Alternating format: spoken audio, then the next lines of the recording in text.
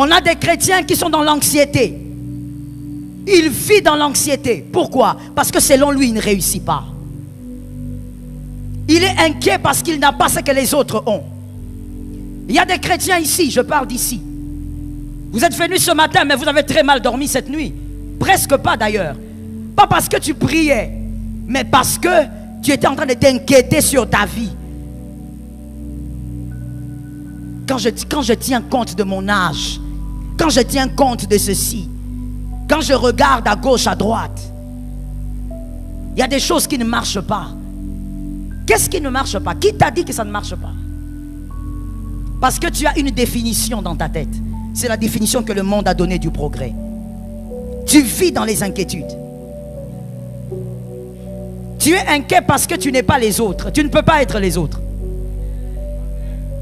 Aide-moi à dire ça à un homme de foi. Non, pourquoi je ne suis pas comme Jean-Louis? Tu n'es pas Jean-Louis. Et il ne faudrait pas que tu sois Jean-Louis. Ça tombe sur celui qui est intelligent derrière. Non, mais pourquoi je n'ai pas la vie de Marie? Tu n'es pas Marie, ne cherche pas à être Marie. Si tu deviens Marie, c'est un mal. Tu ne peux pas être Marie. Est-ce qu'on prend l'écriture? On prend l'écriture. Soyez des bons étudiants, on écrit, on lit et on avance. On prend l'écriture. Romains 12, 4. Romains 12, 4. Car comme nous avons plusieurs membres, on parle du corps, dans un seul corps, et que tous les membres n'ont pas la même. La main ne doit pas être le pied. Qui aimerait que son pied, pendant ce culte, devienne une main? Non, j'ai demandé de lever la main. Hein? Qui aimerait ce matin, tout de suite, là, que sa tête devienne le dos? Chaque chose à sa place. Ne vois-tu pas que les membres du corps ne se plaignent pas? Ne vois-tu pas que ta bouche ne cherche pas à être l'oreille? La bouche est bien là où elle se trouve. Elle se contente de faire ce qu'elle doit faire. Tu n'es pas Jean-Luc, reste ce que tu es. Si tu deviens l'autre, tu ne feras pas ce que tu es appelé à faire. Alors que toi, tu es une étoile appelée à faire certaines choses. Reste celui que tu es et sois fier de celui que tu es. Ne te compare à personne, reste dans ton couloir. Ça tombe sur toi là derrière. Reste dans ton couloir, sois fier de ce que Jésus fait de toi. Pourquoi est-ce que tu veux être l'autre? Tu veux être qui? Si toi tu deviens l'autre, qui deviendra toi? Qui fera ce que tu dois faire? Le problème c'est quoi? La définition que le monde a donnée au progrès. Pour que je devienne grand, je dois être directeur comme lui. Qui t'a dit ça? Tout le monde ne deviendra pas grand sur le trône. Les lecteurs de la Bible ont entendu? Tout le monde ne deviendra pas grand. David est devenu sur le trône, il a été grand. Daniel n'a jamais été sur le trône. Il était très grand. Je vais entendre 3 amens quelque part. Il faut savoir que nous brisons les forteresses. Donc tu dois être capable de penser selon la vérité qui t'est présentée. Daniel n'a jamais été roi. Daniel n'a jamais été, je ne sais pas, prince. Daniel était l'un des gouverneurs de Babylone. Et il était puissant dans son domaine. Est-ce que quelqu'un m'entend bien? Ne sois pas Salomon, toi tu es Samson. Ne cherche pas à être Salomon. Tu es bien là où tu es. Tout ce que tu dois maintenant comprendre, imposer à tes pensées, parce que c'est là qu'il y a la bataille. Impose à tes pensées la volonté de Dieu. Que je brille selon la volonté de Dieu. Que je ne brille pas selon les hommes, que je brille selon la volonté de Dieu. Que je ne brille pas selon le siècle présent, que je brille. Non, ces derniers temps, tout le monde réussit en Chine. Toi, réussis même, je ne sais pas, à Djobour. Est-ce que quelqu'un m'entend bien? Non, ces derniers temps, tout le monde fait le commerce, je ne sais pas, à Dubaï. Toi, réussis en Turquie. Ou même ailleurs. Est-ce que quelqu'un m'entend bien? Refuse de t'inquiéter parce que tu veux être l'autre. Tu es toi et tu réussiras en tant que toi. Que Dieu bénisse quelqu'un qui a entendu. Il faut briser les forteresses de l'inquiétude. Tu t'inquiètes parce que tu veux avoir ce qu'ils ont. Qui t'a dit que tu as besoin de ce qu'ils ont? Qui t'a dit ça? Le monde. Ça t'introduit dans des inquiétudes. Tu manques de sommeil, tu ne dors pas. Regarde comment tu as maigri. Regarde comment tu as grossi, parce que cela dépend. Certains au milieu de nous, quand ils s'inquiètent, ils maigrissent. Même quand ils mangent bien. Mais d'autres, quand ils s'inquiètent, ils grossissent. Ça dépend des corps, du corps de la personne. Mais Dieu te pose la question. Pourquoi tu peux manquer de sommeil parce que tu n'as pas ce que l'autre a? Tu veux absolument avoir cette voiture-là. Pourquoi tu veux cette voiture-là? Toi, ton souci, c'est le déplacement ou c'est la marque? Forteresse. Vous voyez là où se trouvent les forteresses? Ton souci, c'est quoi? Non, non, non, il faut que je m'habille de tel habit. Ton souci à toi, c'est ce que Dieu avait fait dans Genèse. Couvrir ton corps ou c'est de porter des marques? La forteresse. Ton souci à toi, c'est d'avoir un bébé ou de mettre au monde ton bébé là où l'autre a mis au monde son bébé. Quel est vraiment ton vrai problème? Regardez ce que Matthieu dit. Matthieu 6, 11. Et pendant qu'on nous donne cette écriture, je déclare que les forteresses des pensées se brisent au nom de Jésus. Matthieu 6, 11. Donne-nous aujourd'hui notre pain quotidien. C'est-à-dire ce qu'il te faut aujourd'hui, Dieu te donne. Ce que tu dois demander, c'est ton pain. My God, my God, my God. Tu ne dois pas demander le pain. Demande. Merci, j'ai entendu 3 personnes. Maintenant, les 3 personnes qui ont parlé, les autres, vous avez entendu, vous allez m'aider à répéter ça. Ne demande pas à Dieu le pain, demande ton pain à toi. Monsieur Stéphane, demande quoi? Ton pain. Ton pain ne doit pas ressembler au pain de l'autre. Pourquoi on dit donne-nous notre pain? Parce que Dieu connaît le pain qu'il te faut. Dieu ne te donnera pas le pain du voisin. Il te donne le pain qu'il te faut selon ta saison, selon ton parcours. Seigneur, donne-moi ma paix. Ne me donne pas la paix du voisin, donne-moi. Seigneur, donne-moi ma maison. Ne me donne pas la maison comme. Ne me donne pas aussi parce que l'autre a. Donne-moi mon. Dans le pain quotidien, il y a aussi un autre mystère. Il y a ce mystère qui dit, donne-moi ce qu'il me faut. Ne demande pas ce que tu veux.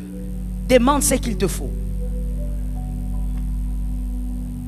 Il faut apprendre à demander ce qu'il vous faut. Les enfants demandent ce qu'ils veulent. Les adultes demandent ce qu'il faut. Ils font la différence entre le plaisir et l'essentiel. Demande à Dieu ce qu'il te faut. Ne demande pas à Dieu d'aller, de voyager, parce que tout le monde voyage. Demande à Dieu d'être sur le lieu de ta prédilection. Est-ce que quelqu'un m'entend bien? Ainsi, il y a des gens, my God, que quelqu'un regarde son voisin et dise que cette forteresse se brise. Regarde un peu quelqu'un derrière, s'il te plaît, que cette forteresse se brise. Il y a des gens, regardez, vous êtes anxieux, vous êtes déprimés, vous êtes même devenus, je ne sais pas, vous êtes devenus même somnambules. Vous vous réveillez la nuit, vous marchez partout sans savoir que vous êtes devenu somnambule, tellement que vous souffrez au niveau de votre psychique.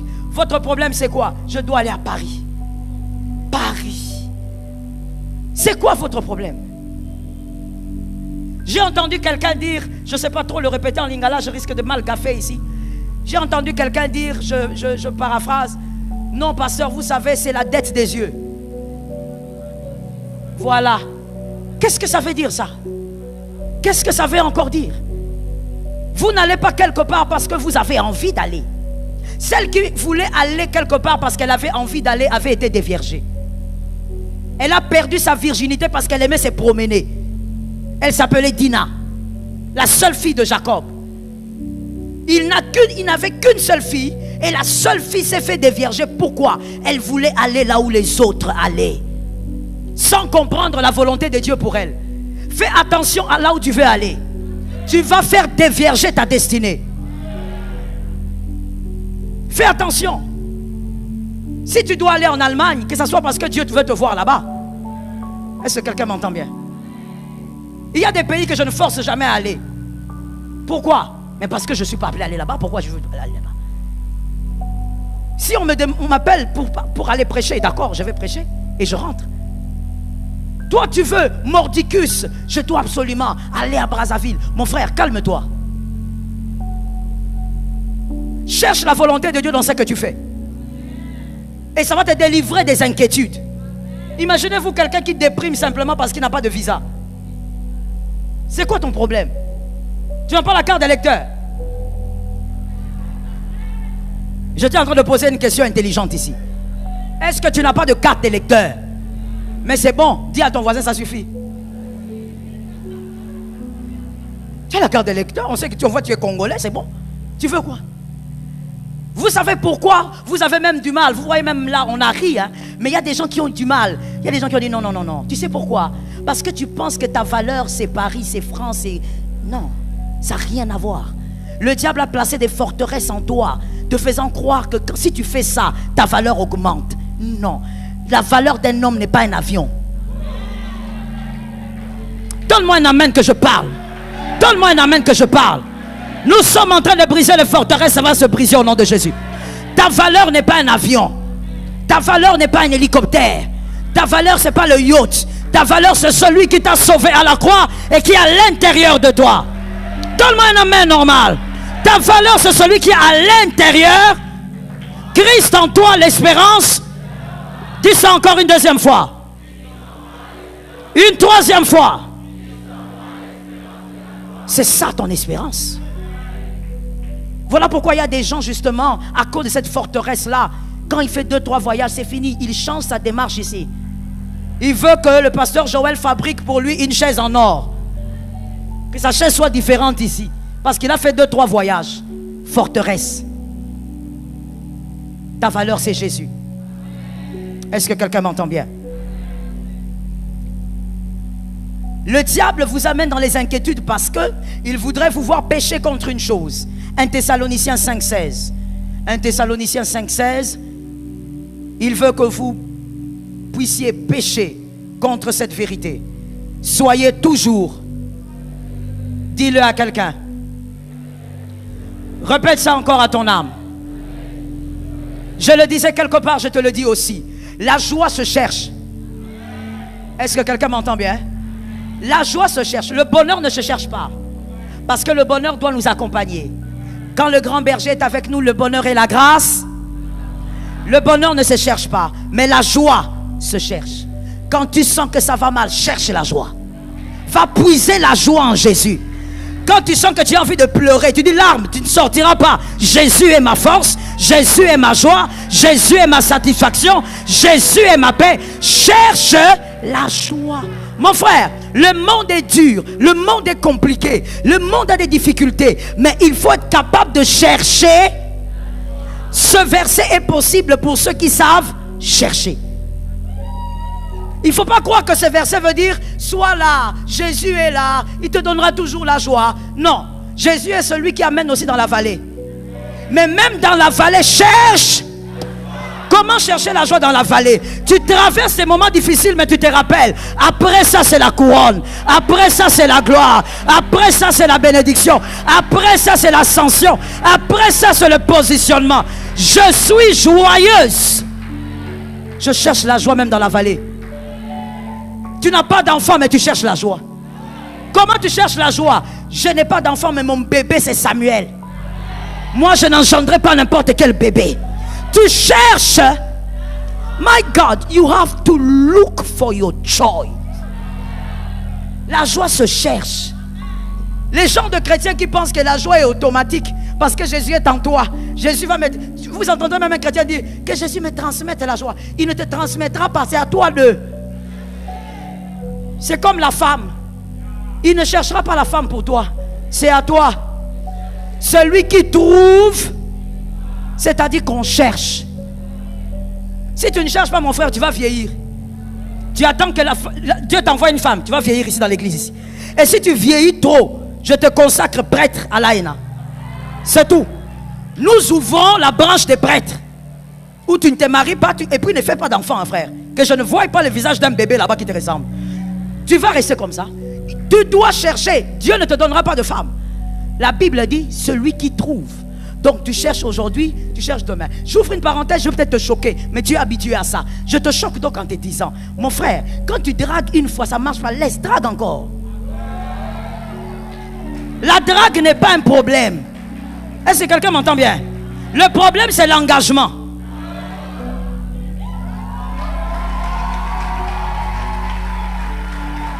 Le problème, c'est l'engagement. Si j'entends que tu t'engages beaucoup, je te chasse. Oui. Le problème est là, parce que c'est là qu'on devient aventurier. C'est là qu'on devient farceur. Mais la drague n'est pas l'engagement. Tu essayes ici. Ma soeur, est-ce qu'on peut? Non, on ne peut pas. Ma soeur, est-ce qu'on peut? Et tu mets Dieu dedans. Cherche ta joie. Ne laisse aucun homme t'arracher la joie. J'ai aimé cet amen, que Jésus vous visite. L'être humain est passager. L'homme est né et il mourra un jour. Ne laisse aucun être humain t'arracher ta joie. Sois joyeux en mars. Sois joyeux en avril. Sois joyeux en mai. Sois joyeux en juin. Sois joyeux en juillet. Sois joyeux en octobre. Sois joyeux en novembre. Sois joyeux. Sois joyeux. Que personne ne t'arrache ta joie. Regarde un homme, dis-lui, la forteresse tombe. Tu finis les cultes comme ça, et puis on ne te salue pas par Madame Hélène. Tu dis, oh Madame Hélène ne m'a pas salué. Alors tu sors triste, tu es aventurier. À cause d'une salutation. Une salutation. C'est comme bon appétit. C'est à prendre ou à laisser. Je vais te réchoquer. Même sans ta salutation, il va vivre. Même sans ta salutation, il va aller de l'avant. Même sans ta salutation. Même sans ta salutation, il sera en bonne santé. Et c'est ce qui compte. La bonne santé. Pourquoi toi tu vas perdre ta joie? Parce que j'étais à l'église, une sœur, elle m'a mal salué, elle m'a mal regardé. Ma sœur, si elle te regarde mal, ce sont ses yeux. Toi aussi tu as tes yeux. Regarde-toi avec admiration. Regarde-toi avec admiration. Assieds-toi, je te parle. On ne tue pas sa joie à cause des hommes. Il y a même des hommes qui me choquent, qui disent à leur femme, j'étais en prière, tu m'as sorti de ma prière. Ta femme te sort de la prière. Monsieur, tu es aventurier. Je suis désolé de te le dire en face, mais il faut que quelqu'un te le dise. Parce que si le pasteur ne te le dit pas, personne ne va te le dire. Tu es aventurier, monsieur. Tu permets à une femme de te sortir de la prière. Parce que ta femme a dit quelque chose, parce que ta femme t'a énervé. Mon frère, quand on te dit une chose qui te mécontente, regarde ta femme, dis-lui, je ne suis pas d'accord. Tu as entendu? J'ai entendu. Rentre en prière. Que personne ne te vole ta joie. Qu'aucun homme ne te vole ta joie. Voilà pourquoi je vous interdis, oui, je me permets, sur cette estrade, en tant que pasteur, si je suis ton pasteur, je t'interdis d'écouter le pseudo-prophète. Je t'interdis. N'écoute pas les pseudo-prophètes. Ceux qui n'ont rien à dire et qui ouvrent la bouche pour dire n'importe quoi. N'écoute pas celui qui t'arrache ta joie. Il vient, il te dit, sur ta tête, il y a les démons des familles, des grands-pères, des démons de ceci. On n'en a pas besoin. Jésus est là, c'est l'essentiel. Jésus est là et la victoire est certaine. Jésus est là, ça va marcher. Après avoir écouté un prophète, on ne peut pas être dans la peur. Ça devient diabolique. J'assume ce que j'ai dit. Ce prophète-là est vérifiable. Il faut le rechecker. Un homme de Dieu, quand il te donne un message, ça ne doit pas t'introduire dans la peur, car la peur est l'arme la plus redoutable du diable. Celui qui a peur est une proie facile pour le diable. Tout ce qui te fait peur, éloigne-toi de ça. Je répète la phrase pour celui qui dort. Tout ce qui t'effraie, éloigne-toi de ça. Attache-toi à la parole qui te donne la force.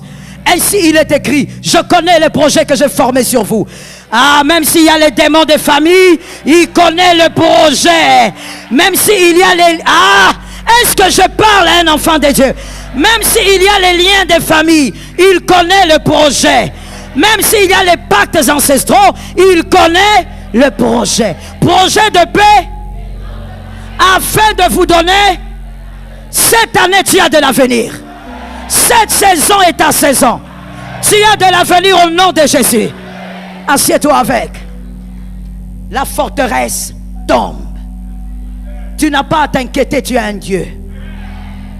Où est-ce que le diable veut t'amener dans l'inquiétude? Au-delà de tout, il veut te faire douter de ton Père. alors que tu as un père. Celui qui s'inquiète, c'est celui qui ne fait pas confiance en son père. Celui qui a un père ne s'inquiète pas. Il compte sur son père pour régler le problème. Est-ce que quelqu'un m'entend? Lorsque tu as un père, tu ne t'inquiètes pas sur les frais scolaires. Tu sais qu'il va régler ça. Il y a des gens qui ont des enfants ici. Est-ce que vos enfants s'inquiètent de ce qu'ils vont manger après le culte? Ils sont là à l'école du dimanche, hein, ils font la belle vie là-bas. Si on va là-bas les filmer, ça sera catastrophique. Au lieu même de réciter les versets, ils sont en train de danser, de tournoyer. Sans inquiétude. Ils savent même pas ce qu'ils vont manger après le culte, mais ils savent qu'ils vont. C'est ça que j'aime. Ils ne savent pas comment ils iront à l'école demain, mais ils savent que ils iront à l'école demain. Parce qu'ils comptent sur toi. Ils savent que tu es là. Tu es un père, tu es une mère. Le diable veut te faire douter de ton père. Ton père céleste est vivant. Oh, ça tombe sur une famille. Est-ce que tu vois le danger des inquiétudes? Tu vois combien les inquiétudes sont néfastes, qu'il faut briser cela. Parce que ça te fait douter de Dieu. C'est ton papa. Ton papa s'occupe de toi. Je te pose une question. Est-ce que celui qui t'a donné la vie a oublié de t'habiller? Est-ce qu'il est possible que celui qui te donne la vie oublie de te nourrir? Il est possible que celui qui te donne la vie oublie que tu dois vivre décemment? Impossible. Ton Père est vivant. Matthieu 6, 9 dit: notre Père qui est aux cieux. Ce n'est pas notre voisin. Ce n'est pas le papa du voisin qui est au ciel. C'est notre propre Père. Matthieu 7, 11 révèle combien nous sommes méchants, mais nous avons des bonnes choses pour nos enfants. Dieu, il est parfait. Dieu est bon. Il ne peut pas oublier de te prendre en charge. Je veux mieux le dire, il te prend déjà en charge. Ah, j'aime cet amen. Voici donc ce qui se passe avec Dieu en termes du demander et du recevoir. Le Fils demande. C'est au Père de se charger de donner. Est-ce que quelqu'un m'entend? Lorsque tu demandes à Dieu, laisse-lui la responsabilité en tant que Père de te donner. Ne dicte pas quand est-ce qu'il va te donner. Ta foi peut t'amener à déclarer, c'est vrai, mais que ça ne t'amène pas dans l'inquiétude. Il est un Père, il connaît le temps. Je veux dire autre chose que tu diras à ton voisin. Le Fils demande, le Père connaît le temps du donner. Est-ce que quelqu'un m'entend? Il y a des personnes ici, si Dieu vous donne ce que vous demandez tout de suite, vous redevenez païen. Je sais que si je te demande, tu diras non, jamais, pasteur, non, moi j'aime Dieu. Mon frère, tu vas m'aider à répondre à cela toi-même. Je te réponds par une question. Lorsque tu prends une fille qui veut se marier, disons de 20 ans, et tu poses la question à cette fille: est-ce que tu es prête à tout dans ce mariage avec cet homme? La fille te dit: oui, je suis prête à tout. Dites-moi, comment vous comprenez ça? Comment vous jugez ça? Comment vous jugez la réponse de la fille? Vous considérez que... Pourquoi? Elle a répondu sans réfléchir, ça c'est un. De deux, elle est en train d'affirmer des choses qu'elle ne maîtrise pas. Tu n'as jamais été marié. Je te donne un conseil aussi à toi célibataire, hein? Écoute directement, d'accord? Tu n'as jamais été marié. On te demande: mon frère, tu sauras vivre avec une femme? Oui. Tu n'as jamais été marié. Tu ne peux pas dire oui. C'est une réponse d'irresponsabilité, d'immaturité. C'est que tu devrais dire: par la grâce de Dieu. Parce qu'au fait, tu ne sais pas dans quoi tu seras. C'est exactement la même chose avec notre Dieu. Tu es en train de demander des choses, mais Dieu est le seul à savoir si tu es prêt à les garder. Si ces choses ne vont pas te détruire, il est le seul. Nous demandons, il connaît le temps. Au nom de Jésus, nous brisons les forteresses d'inquiétude. Au nom de Jésus, je détruis les forteresses d'inquiétude. Je donne la dernière forteresse et on va prier. La dernière forteresse qu'on va briser ce matin.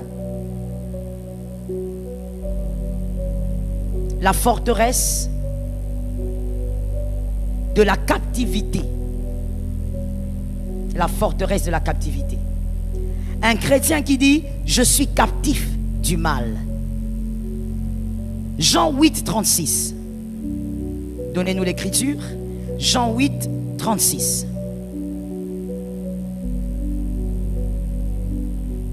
Jean 8, 36. Si donc le Fils vous a franchi, vous serez...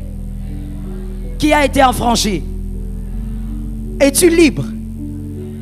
Mais vous voyez, j'entends des réponses hésitantes là. Il y a une forteresse quelque part. Est-ce que tu es libre? Si le Fils, il dit bien, si donc le Fils vous a franchi, vous serez... C'est une forteresse très dangereuse que de croire que vous pouvez être captif. Vous ne pouvez pas être captif. Ça tombe sur toi. Et c'est normal ces amens diminuer parce qu'il y a beaucoup de forteresses. Tu ne peux pas être captif du diable. Colossiens 2, 14. Aujourd'hui, les chrétiens, nous souffrons de ça. Colossiens 2, 14. Il a effacé l'acte dont les ordonnances nous condamnaient et qui subsistait contre nous. Il a détruit en les clouant. Est-ce qu'on est d'accord avec cette écriture? Lorsque tu fais un songe bizarre où tu as l'impression que tu es enfermé quelque part, que tu es attaché quelque part, que tu es condamné à une réalité, ce qu'il faut faire, mon frère, ma soeur, aucun chrétien m'écoute et que cette forteresse tombe. Ce qu'il faut faire, ce n'est pas de courir chercher un pasteur. Ce qu'il faut faire, ce n'est pas de commencer à prier fire, feu, je détruis, j'envoie. Ce qu'il faut faire, c'est commencer par comprendre la pensée. Avant de dire comprenez, qu'est-ce qu'il faut commencer à comprendre? Il faut commencer à comprendre Jean 8, 32. Comprenez d'abord cette écriture, maîtrisez cette écriture. Jean 8, 32. Mon frère, il y a certains démons qui viennent chez toi, pas parce que tu as ouvert, je veux mieux le dire, pas parce que tu as péché, mais parce que tu as ouvert une brèche au niveau de tes pensées. Ce que tu crois t'arrive. Est-ce que quelqu'un m'entend? Jean 8, 32 dit quoi? Vous connaîtrez. Et est-ce qu'on peut le dire 3 fois tous ensemble? C'est un verset de l'école du dimanche. On y va. 1, 2, 3. Vous. 2 avec puissance.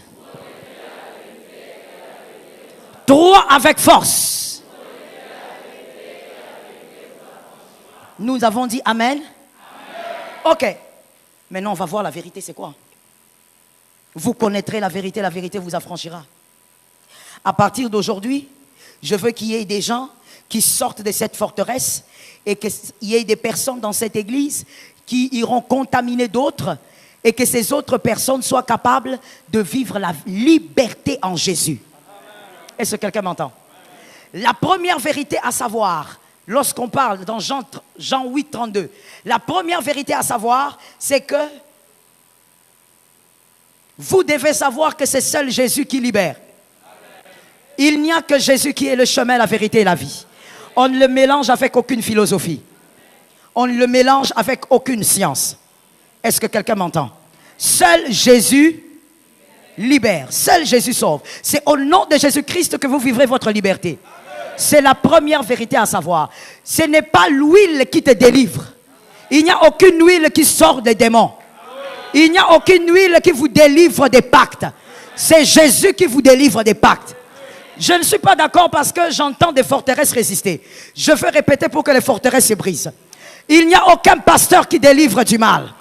Il n'y a aucun pasteur qui sort des forteresses. C'est Jésus de Nazareth qui vous sort des forteresses. Vous devez d'abord savoir que c'est Jésus qui est la vie. Ne le mélangez avec rien d'autre. La deuxième chose à comprendre par rapport à ce verset, vous connaîtrez la vérité. La deuxième chose, c'est que Jésus sera votre lumière. Comme il est écrit, il est la lampe à nos pieds, la lumière sur notre sentier. Jésus sera votre lumière. Je l'explique de manière assez simple pour nous faire comprendre. On peut te dire, vous voulez aller à Delvaux, Alors, vous connaissez Delvaux et vous dites non. Alors on vous dit, rencontrez Joël, elle vous amènera à Delvaux. C'est ça la deuxième vérité. Rencontrez Jésus et il vous rendra libre. Il vous montrera le chemin pour sortir de certaines choses qui vous retiennent. Est-ce que quelqu'un m'entend? Je vous donne un exemple. Nous sommes dans cette église. Est-ce que je suis prisonnière dans cette église? Non? Non? Non. Je suis libre, n'est-ce pas? Mais si dans ma tête je me dis, je suis dans une prison, je regarde les murs, je suis dans une prison, je n'arrive pas à sortir. Et c'est ce que vous voyez des fois dans vos rêves. Et quand vous les voyez, vous dites, je suis esclave. Vous n'êtes pas esclave. Vous avez vu les murs, mais vous n'avez pas vu la porte. Jésus, maintenant, qui est la vérité, la deuxième vérité dont on parle, qu'est-ce qu'il fait? Quand vous le connaissez, il vous prend. Supportez, hein? Vous allez supporter. Vous allez peut-être tourner le cou, ou je ne sais pas. Jésus vous prend, et Jésus fait ça avec vous. Il commence à vous amener. La salle est grande, mais il vous amène. Il vous conduit quelque part. Et là où il vous conduit, c'est vers quoi? Il vous amène vers la porte. Il est la lumière à vos pieds, la lampe sur votre. Jésus vous amène vers la porte. Il vous sort. La porte, elle est là. Vous n'êtes pas prisonnier parce qu'il n'y a pas de geôlier qui a la clé. Est-ce que quelqu'un m'entend? Vous ne pouvez pas avoir Jésus dans votre vie et dire que je suis dans une prison satanique. Vous n'êtes pas dans une prison satanique. Voilà pourquoi, écoutons-nous. Voilà pourquoi des fois quand je déclare sur vous, je ne vous dis jamais, commencez à chasser le geôlier là. Je vous dis, sors. Parce que si tu ne sors pas d'un endroit que tu considères prison, parce que c'est dans ta tête, si tu ne sors pas, tu seras prisonnier. Pour sortir, il faut que tu décides de sortir. Il n'y a pas de clé à ouvrir. Vous n'écouterez pas ici une prière où je vous dirai, prends la clé, commence à ouvrir, ouvre la prison diabolique. Jésus a déjà ouvert toutes les prisons. Jésus a déjà ouvert toutes les prisons. Si tu es dedans, c'est parce que tu veux être dedans. Tu vois ce mari de nuit là, il vient parce que tu le laisses venir. Tout se passe au niveau des pensées. Si tu dis c'est fini, c'est fini. Jésus a déjà terminé avec. Si tu dis plus jamais cette femme de nuit viendra, c'est fini. Voilà pourquoi ça m'étonne beaucoup des chrétiens. Vous déprimez à cause des femmes de nuit. Tu es là en train de déprimer. Toutes les nuits, elle vient. Et les démons là, ils viennent, ils me touchent. Je suis fatigué. Tu es fatigué. Tu ne devrais pas être fatigué. Lève-toi et dis c'est terminé. Ne viens plus jamais. Dis à ton voisin, la prison n'a pas de geôlier. Oh my goodness. Écoute la forteresse. Jésus, libère-moi. Jésus, libère-moi. Qu'il te libère combien de fois? La croix est déjà venue te libérer. Tu dois être libéré combien? Trouve la porte et commence à partir. Je bénis ta foi.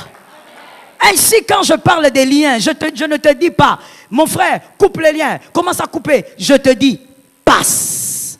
Parce que de toutes les manières, en tant qu'enfant de Dieu, tu passes et tu vas de l'autre côté.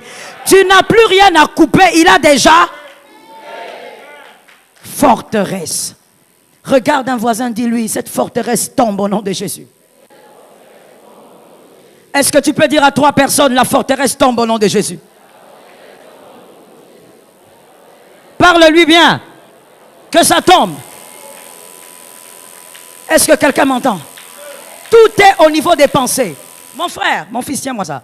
Mon frère, dans la nouvelle alliance, arrêtez ces bêtises-là, s'il vous plaît. Je vous réchoque, arrêtez ces bêtises-là. Non, les démons que tu as là, il faut 14 jours de prière. Non, ce genre d'esprit-là, il faut au moins 21 jours sur la montagne Mangengenge avec de l'huile de 2 litres. Aventurier. Et tout ça, vous obéissez pourquoi? Parce que vous êtes prisonnier au niveau de vos pensées. Tu n'en as pas besoin. Dans la nouvelle alliance, Jésus délivre maintenant. Jésus guérit maintenant. Jésus sauve. Je raconte une histoire à quelqu'un qui n'a pas lu, parce que le siècle présent, tu ne lis plus la Bible. Jésus arrive quelque part, il est près d'un cimetière. Et là, il voit un fou qu'on appelle le fou de Gadara.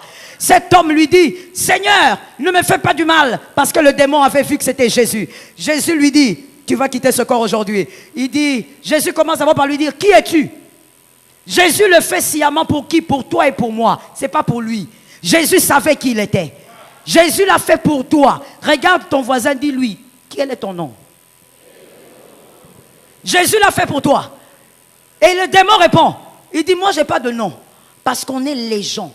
Ma soeur, dans la légion aujourd'hui, vous savez, avec le modernisme et tout, aujourd'hui une légion c'est au moins 600 personnes. Mais la légion romaine de l'époque, c'était 4500 personnes au moins. Une légion.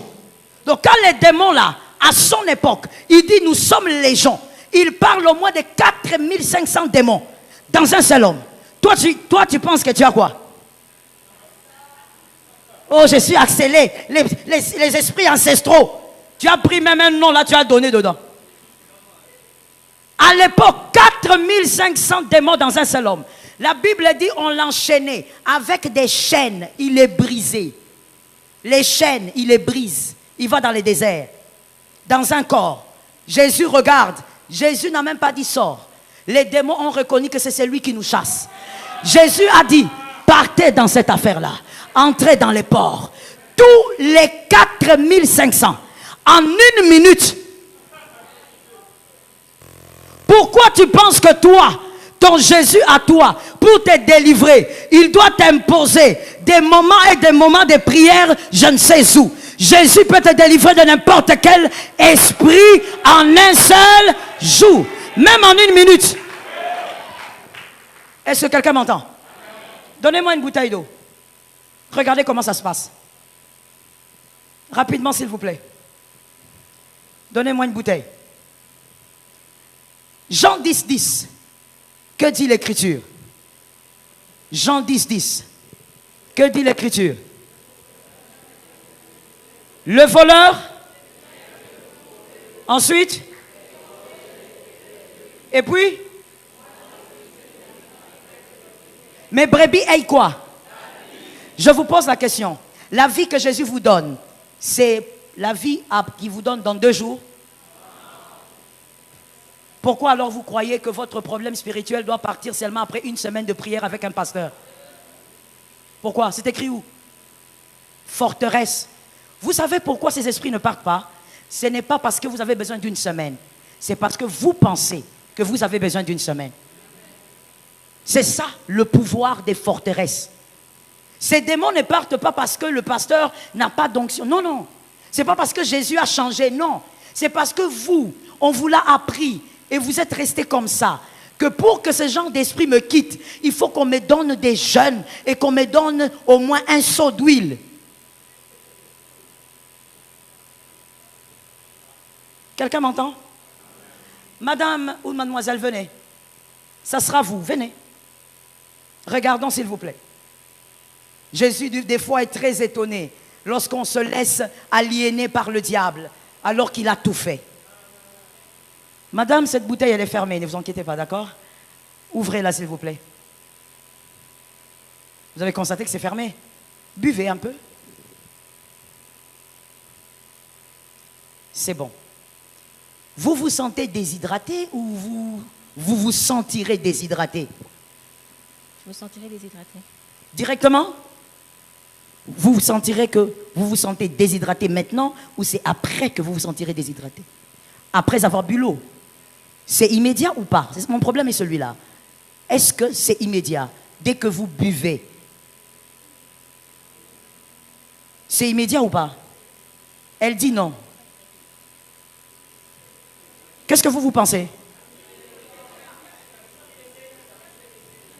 Ah, vous avez compris maintenant. Ah, donc on reprend. La soif a été étanchée immédiatement, après avoir bu l'eau, directement. C'est le corps qui a réagi. Et maintenant, pourquoi Jésus, lui, la vie, quand on reçoit la vie, il faut qu'on soit délivré après 5 jours? Expliquez-moi ça dans votre Bible. Expliquez-moi ça dans votre Bible. Pourquoi avec Jésus, Tu me donnes un message aujourd'hui que j'ai des problèmes des liens, mais il faut que je revienne après 5 jours pour que tu commences encore la cure d'âme. Pourquoi? Est-ce qu'il y a une loi biblique qui dit ça? Que c'est un principe, sans cure d'âme, tu n'auras pas la délivrance. Sans 5 jours de jeûne, tu n'auras pas la délivrance. Par contre, je connais quelqu'un, merci madame, je connais quelqu'un à la croix. Jésus lui dit, toi tu crois en moi, hein? Le gars il dit, souviens-toi de moi quand tu reviendras. Jésus lui dit, aujourd'hui. Aujourd'hui? Je pose la question aujourd'hui? Non, je pose la question à tout le monde. J'espère que tu n'es pas en train de swapper dans ton téléphone et en train de regarder des choses bizarres. Il y a toujours dans l'église des gens un peu façon. Est-ce que quelqu'un se rappelle de ce texte-là? Le voleur a dit, aujourd'hui, il est allé au paradis avec Jésus, sans baptême.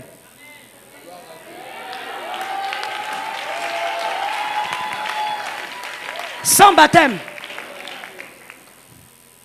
Sans baptême. Le baptême est un point doctrinal. Sans baptême. Il lui dit aujourd'hui, quelqu'un m'a dit 1, sans baptême. 2, sans cure d'âme. Maman, toi avec une petite vie seulement façon, et c'était même pas compliqué. Tu as seulement 2, 3 ex seulement que tu vas confesser. Lui, il a tué, il a violé, il a détruit des vies. Jésus ne lui a pas dit, fais d'abord la cure d'âme. Confesse d'abord. Le même jour, le maître de la délivrance, Jésus est le maître de la délivrance. Et Jésus n'a pas besoin de ta cure d'âme. Je te réchoque. Ce sont ces forteresses-là qui ont fait que même quand Dieu donne l'onction à ton pasteur pour t'aider à vivre une autre étape spirituelle, vous ne vivez pas à cause des forteresses. Tu te dis, il faut qu'on me fasse la cure d'âme. Je dois passer par la délivrance de 25 jours. Le pasteur ne m'a pas imposé la main. Comment les démons vont sortir? Les démons ne sortent pas par imposition des mains. Les démons sortent par le nom, par le nom, par le nom, par le nom. C'est le nom de Jésus qui chasse les démons. Ce n'est pas la main du pasteur Joël. Il n'y a aucune puissance sur cette main. C'est le nom de Jésus qui chasse les esprits. Mais qu'est-ce qui fait? On t'impose les mains. Tu ne vis rien parce que tu as des forteresses. Tu attends qu'on te dise, maintenant, tu vas entrer en jeûne. Mon frère, c'est vrai qu'il est écrit que ce genre d'esprit ne sort que par le jeûne. Mais Jésus est au-delà d'il est écrit. Jésus est le Logos personnifié. Il est au-delà des Écritures. Ainsi, je finis en vous disant ceci. Je donne un exemple maintenant de notre ère pour qu'on se comprenne. À un culte à l'église centrale, on faisait un culte, c'était un vendredi, famille glorieuse. Il y a une dame qui s'approche. Elle vient là où j'étais pendant la prière. Voilà pourquoi j'ai toujours dit pendant le culte, ne te laisse pas influencer par le voisin. Écoute le Saint-Esprit et agis selon le Saint-Esprit. Elle a quitté d'où elle était. La sécurité même était distraite. Elle est venue vers moi, elle a dit, pasteur déclare, cette fois-ci je dois porter mon bébé. Ça fait 2 fois, non 3 fois que je perds mes bébés. Pasteur Marianne, tu étais là, n'est-ce pas? Elle est là? Elle est de l'autre côté. Il dit, j'ai perdu mes bébés, 3 bébés sont morts. J'ai tellement de problèmes avec ma belle famille. Pasteur, prie. Je lui ai dit, qu'est-ce que Dieu t'a dit? Elle m'a dit, pasteur, Dieu ne m'a rien dit, mais je fais des mauvais rêves. J'ai trop de mauvais rêves. À chaque fois que je perds mes bébés, je vois toujours quelqu'un qui vient et qui prend mon bébé, qui part avec. Et quand je me réveille, la grossesse est sortie. Je lui ai dit, c'est fini. J'ai seulement dit, au nom de Jésus, c'est fini. Et tu sais quoi? Elle a présenté son bébé le jeudi passé. Mais tu sais, qu'est-ce qui a donné à cette femme son bébé? Ses pensées.